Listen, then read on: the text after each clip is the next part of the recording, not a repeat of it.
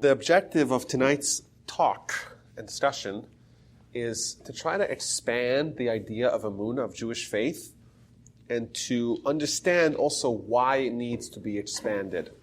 I have previously brought copious evidence that according to the Torah's definition of Emunah, of faith, it's actually supremely exhaustive. It's more than just a belief, an idea that we have in our cognitive intellectual realm. It's something that has to penetrate our behavior, our heart, our interactions with the world, our interaction with other people, our purview, our perspective of the world, our Weltanschauung. All that has to be influenced by faith. Last time, we spent the effort more of a preliminary stage, because I think most people, when they talk about faith, they mean something that's very similar to an emotional response. It's not one that's built upon logic. And even a rudimentary faith has to have within it a reason why you believe. If someone just believes because their parents told them to believe, then their parents can tell them really anything. Like, how valuable is that? It may be very visceral internally, but it's very much subject to being upended by life's circumstances. And that's very dangerous. Like, we don't want to have the most important aspects of our religious life, our faith, to be fickle and to be subject to being disrupted because of circumstances. And therefore, we spoke about last time, we'll continue this today, it's imperative for us to blaze our own path in Emunah, in faith, to determine for ourselves, based upon our own processes, why we believe in God intellectually. And once we have that, we could try to internalize that, have that idea penetrate into our hearts. We have the tefillin is symbolic of this transformation, which is the objective of all mitzvos, is to take what we know in our head and bring it to our heart. That's what tefillin represents, amongst other things, of course. But to begin with, we have to first get something in our head. Because if someone just has a indoctrinated faith from their parents, a cultural faith from the community, or an emotional faith based upon some sort of emotion, it's very likely that that may become challenged, and that will become weakened, and maybe even, God forbid, will be lost due to circumstances. The Mishnah tells us, Da mashetashiv l'apikoros, you have to know how to respond to a heretic.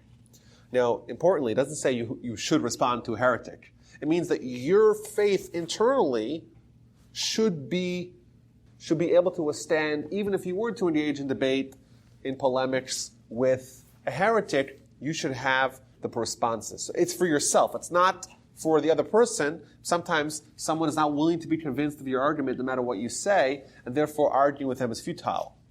But for yourself to know that you have achieved whatever your degree of faith is, you have acquired it on your own via some sort of cognitive method that you could support and argue with successfully to a heretic, that's necessary for your own level of faith on your own. So last week we started to outline the 4 different arenas of life through which we can come on our own to a degree of faith.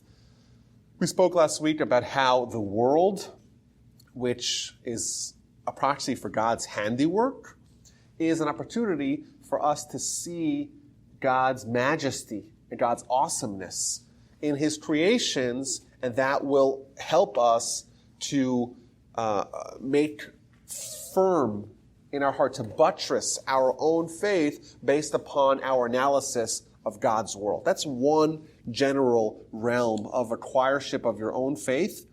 Additionally, looking at Jewish history. When someone looks at Jewish history and sees how unique it is, and sees how unlikely it is that our story should ever be told historically, how it's an anomaly of history, a nation scattered, hated, kicked out from every land that it spends a couple of 100 years in, goes back to Israel, reestablishes, gets kicked out again, always being hated and tortured and marginalized in so many different ways, yet is at the forefront and at the vanguard and at the cutting edge of all of the world's great achievement. Like, that's an amazing thing. If someone looks at it, and especially in light of the fact that the Torah predicts these things, that will provide substance to someone making their belief more strong. additionally, there's a whole other realm that I want to talk, two more realms I want to talk to today, and then I want to kind of begin the next phase of our discussion, and that is someone's self, just your own life. You don't have to have necessarily external stimuli to achieve emunah. You could have an internal metamorphosis of faith, an internal epiphany of faith, just you and your Creator. And this is, I think, hard in our world because we're never with ourselves. I think the person that we know the least is our own selves because we're always thinking outwardly and we're terrified of introspection. We don't want to ruminate about ourselves because that's just so scary for us. We don't want to be in a room. Like, don't lock me in a room with myself. Like, that's terrifying for us. But it's also very potent. And that's why the great Muslim masters and the great teachers of yore would encourage someone to spend time with yourself. Because spending time with yourself and thinking and contemplating is very potent. Now, there's another way someone's own individual experiences can integrate and can change the way they relate to the world, and it can deepen their connection with the Almighty. This is a little bit counterintuitive. We are under the impression that, and this is a result of our Yetzirah, but we're under the impression that there are things that we need to accomplish. We have to make a lot of money, become really rich. We have to have our sports teams, like we're hoping for our sports teams to finally win. You know, we're trying to chase after relationships. We're hoping to build something great or to do something great or to accomplish something. And we're always chasing these things like a dog that has a bone just hanging in front of them and it's inaccessible to them. And sometimes someone will actually achieve everything that they've striven or strove so long to achieve, and they'll get there and they'll feel emptiness. Because man needs meaning. And sometimes that meaning is artificial. It's like you have an artificial goal. You're playing Candy Crush. Like your goal is to get to the next level, to get to level 150. And then you get there. And what was that all worth? All those hours that I played, what a waste of time.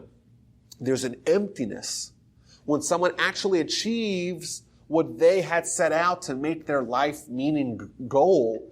You get there, and now what? I have a friend who was a big University of Florida Gators fan, a college that is known for its obsession with sports. And there was this one year that the football team and the basketball team won the national title. And he reflected upon that by saying, this is everything I've ever hoped for and I wanted. And now what? And now what? And in life, we always wonder, like, what is the meaning? We work so hard. We become really rich and what's going to happen? We're going to die.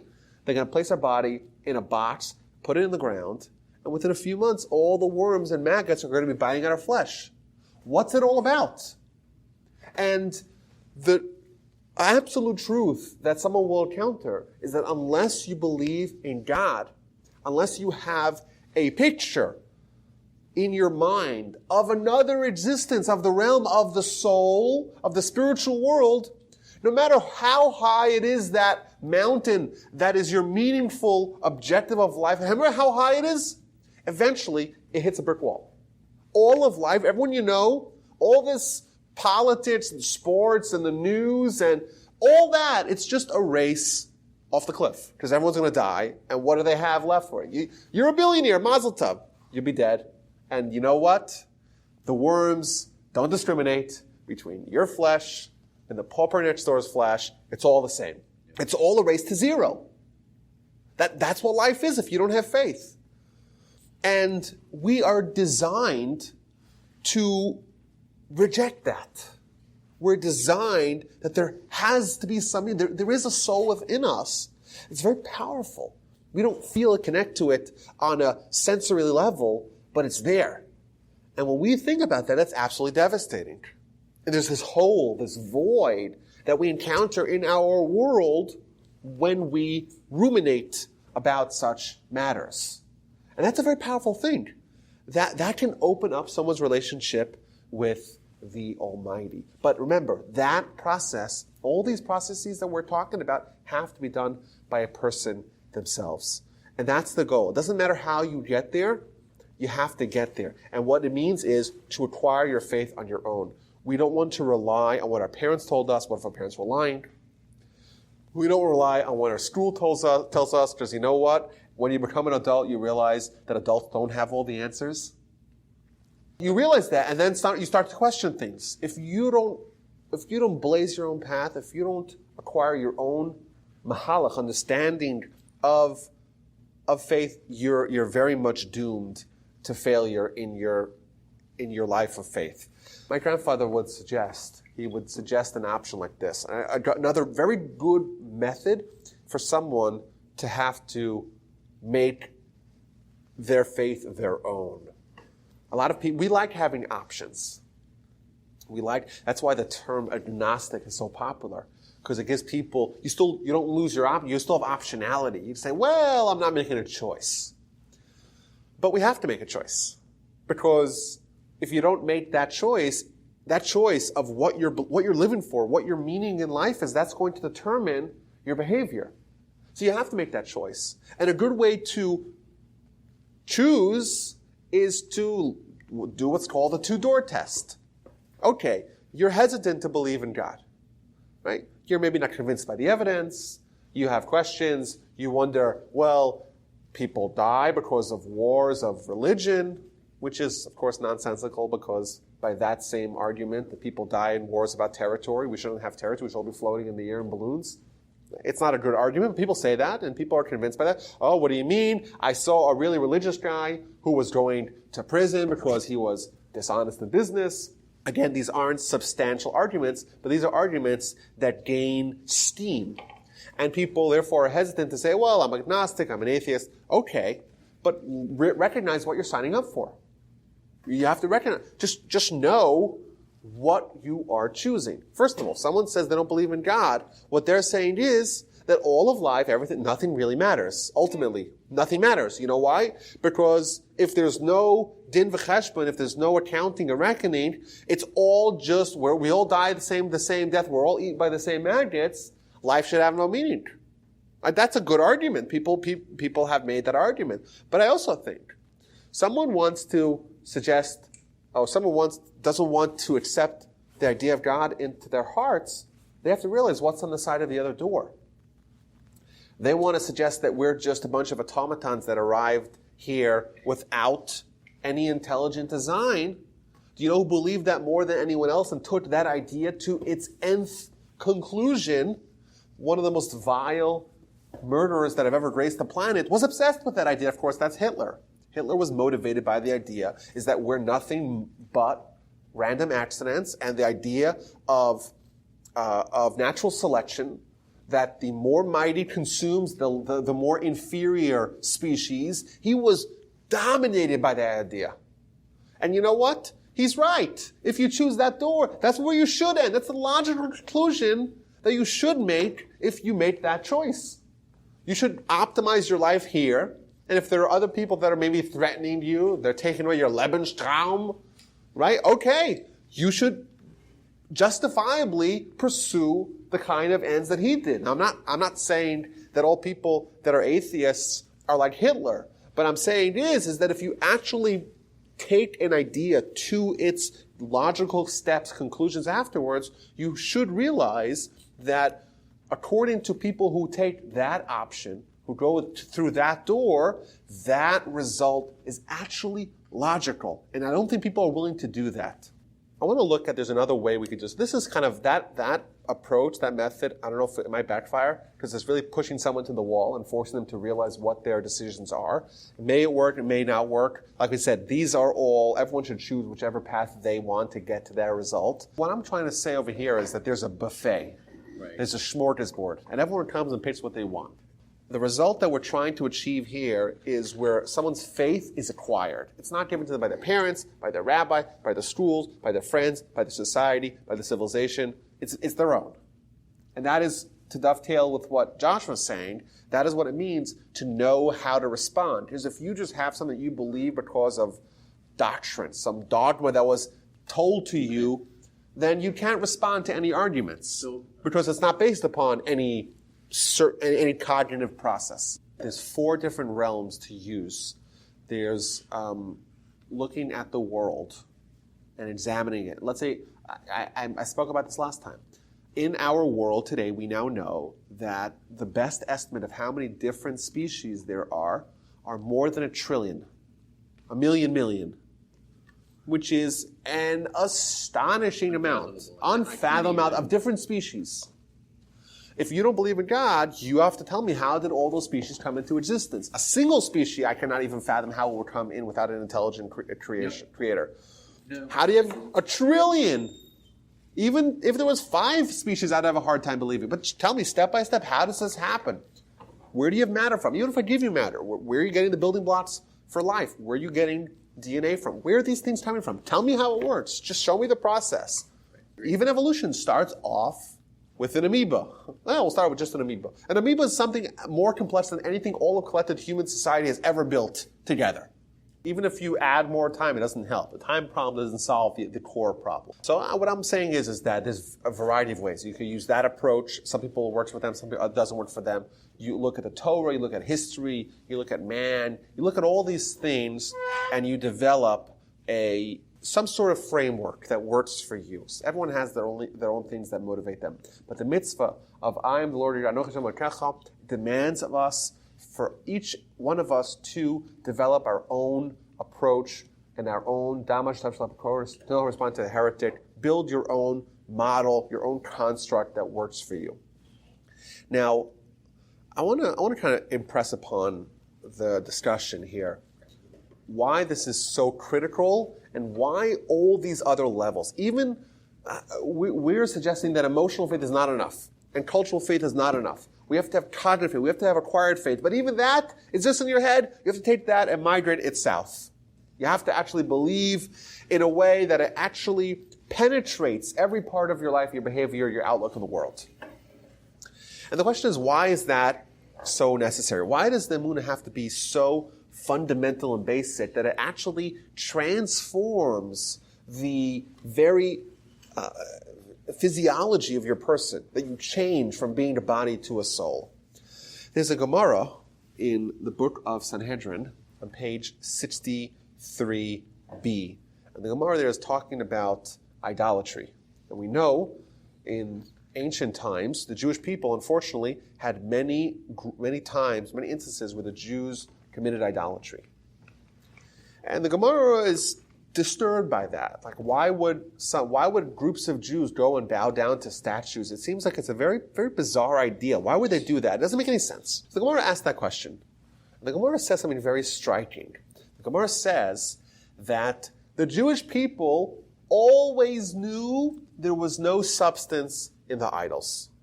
They knew it had ein bo mamish, had no substance. So why did they worship it? They only worshipped it in order to permit for themselves matters of illicit activity publicly. That's what the Gemara says. This is a remarkable idea. In 1957, a book by the name of Cognitive Dissonance was released. And the idea of cognitive dissonance is that we struggle when there's disharmony between our beliefs and our behavior. If, for example, if I want to be a smoker, that's my behavior. I'm an addict. But how could I smoke if I know I'm actually giving myself cancer and carcinogens? How could I do that? I know it's dangerous, so why would I do it? So that's why you see a trend where smokers will say, well, what do you mean? My great-grandfather, he lived to 107, and he smoked 3 packs of unfiltered cigarette a day, and he only died when he quit. And it's not reliable, right? They do all those mental chicanery in order to harmonize their belief and their behavior. That's what the theory of cognitive dissonance, written in 1957, posits. The Gemara is essentially saying the same thing 2,000 years prior. What it's saying is, what was the underlying motivation for the people's idolatry? It was not the idolatry itself. It wasn't that they were theologically challenged and they wanted to believe in these foreign gods. Of course not. They knew it had no substance. So why did they do it? What they really wanted was illicit activity to be able to do that brazenly. And it's incompatible. You can't behave in a way that's not commensurate with Torah if you believe in Torah. So what's the solution? Solution is do idolatry. You do idolatry, you repudiate Torah, you can behave however you wish. What this means is that our behavior is much more fixed than our intellect and our beliefs. And therefore, when there is an incompatibility between the two, which one are we going to change? The one that gives way easier, i.e. our beliefs.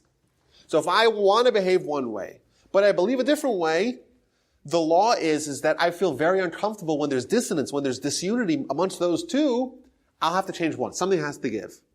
So what am I going to change? Well, it's much harder to change your behavior. So I'll just change what I believe.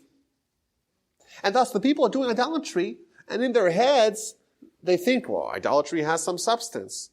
But it doesn't really have substance. If you were to ask them, why are you doing idolatry? Well, they would say, well, I'm doing it because I believe it. But the truth is they don't believe it. The truth is that is just an artificial belief based upon their need to have the behavioral result that they actually wanted. How would someone remedy, let's go back to antiquity. How would someone remedy the problem? You have people that are doing idolatry. How do you remedy the problem? So you could go and lecture about theology and eschatology and about philosophy, and that won't impact them at all. They're not willing to listen because the problem is not in their heads. In their heads, they're willing to believe what you're saying. It's more logical. It's like the case people want to look at evolution. They say, oh, evolution, it makes so much sense. But we all know that it's astonishingly improbable, infinitesimally unlikely. So why do they believe that? The answer is that's not really what's motivating them. It's not the cognitive idea, it's the behavior. And they know there's an incompatibility with their professed behavior and the behavior aligned with the belief that's more likely. Or which one are you going to change? Whenever there's an incompatibility, you'll change your belief because that's more fickle, more flexible than your behavior. Now, you're not even aware. What's remarkable about this, people are not even aware of their own biases. If you ask the people why they did idolatry, they would not know that what's really operating beneath the surface is their desire for illicit activity. They're not even aware of that. It's an unconscious bias. And just like the smoker really believes that the smoking is safe. But the truth is, the way to change that, to change the belief, is not to change the belief itself, it's to change the underlying, underscoring, underpinning reason why this belief got corrupted, and that's the behavior.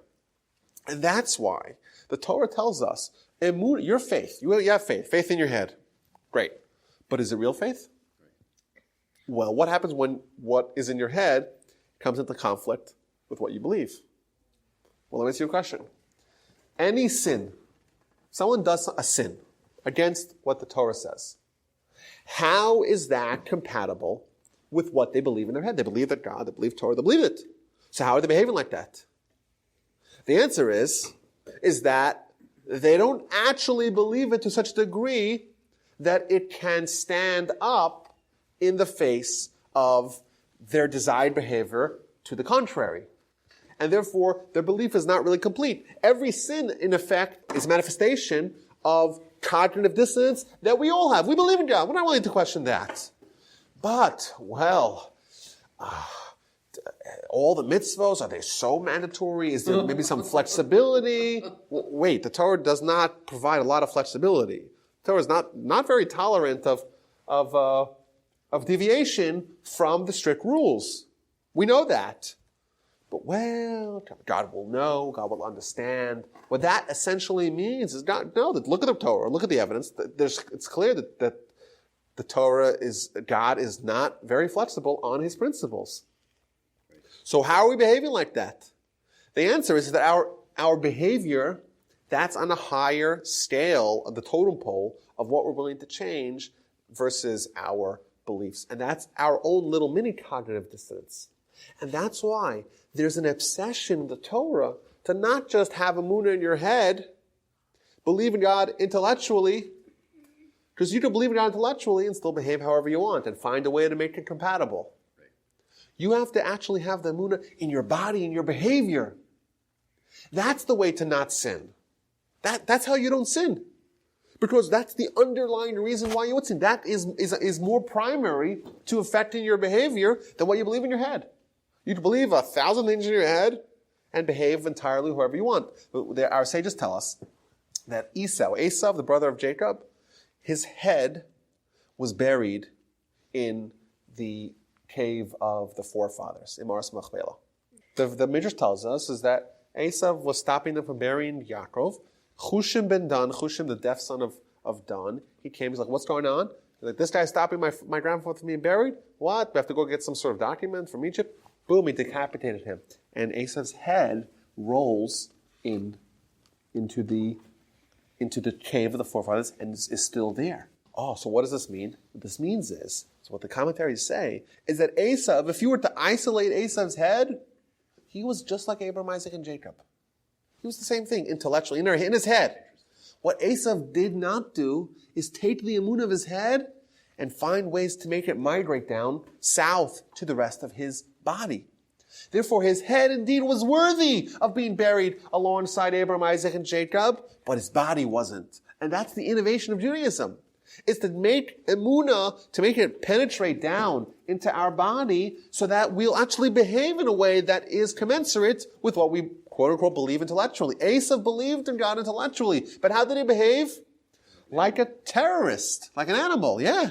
How's that possible? It's possible. The human psyche is capable of harmonizing our behavior that's not at all commensurate with what we actually believe. They knew that there was no substance to the idolatry. They knew it. So how they behave, why they do it? Well, that's just a way of creating harmony between the two. And that's why, for us, we have to realize that our emunah, indeed, it's not just some sort of, let's try to make emunah, make it more exhaustive. No, the emunah itself is lacking because it's subject to being upended by our behavior. They're in opposition. If our body, so to speak, our behavior is not aligned with our faith, our body will win. It will win. And that's why we have to find a way to migrate all the beliefs of our head into our body, to take the lesson of tefillin and have the mitzvahs, so to speak, transform our body, that our body too has emunah, and that way we could purify and elevate the body, and that way we could have it all and be a total beacon of faith in our lives. Anyone who does any sin whatsoever, it's a manifestation of lack of complete faith. You know why? If complete faith, if their whole body, mind, and soul, and everything, and body, and heart, and emotion, if that was all expressing faith, they wouldn't sin at all. And I think it's interesting. We'll finish with this. The verse tells us, the verse we read a few weeks ago, after the splitting of the sea, and there's also a theme that we see again and again. The mitzvahs are compared to medicine. Medicine works magically, right? The novice is not aware of how it works. You just take pills and pills work, right? Well, God is the ultimate physician, ultimate healer, and our illness, our body, so to speak, that rebels against God, how was that remedied? Through mitzvos. The process of mitzvos is to make our tzaddik v'manas yichya, to actually live with faith, to have faith not be something in the realm of the mind alone, but to have something that operates in the entirety of someone's life, and that's done through mitzvahs. How does it work? We don't understand the connection between shaking a lulav on Sukkot and becoming men of complete faith. We don't understand how that works, but we're the patient. God's the physician. He gives us the prescription. We follow the prescription. We'll achieve the desired result. Mitzvahs give us the complete emunah, and the result will happen magically.